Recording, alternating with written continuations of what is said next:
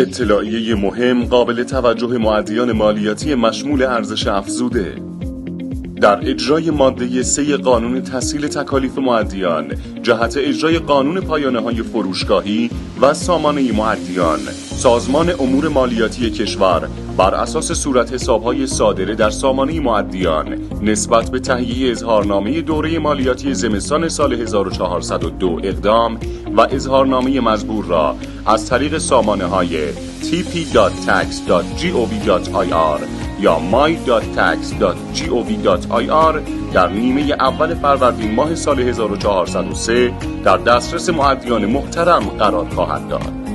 بر اساس این اطلاعیه، مؤدیان مذکور حد اکثر تا 1 ماه پس از پایان دوره مالیاتی مورد نظر زمستان 1402 فرصت دارند بر اساس اطلاعات مربوط به صورت حساب‌های خارج از سامانه مؤدیان اظهارنامه مورد نظر را ویرایش، تکمیل و به سازمان امور مالیاتی کشور مسترد و نسبت به پرداخت مالیات و عوارض متعلق اقدام نمایند. مؤدیانی که تا پایان فروردین ماه سال 1403 نسبت به پرداخت مالیات و عوارض متعلق اقدام ننمایند، مشمول جریمه مقرر در مواد 36 و 37 قانون مالیات بر ارزش افزوده حسب مورد می‌شوند. روابط عمومی اداره کل امور مالیاتی استان کردستان.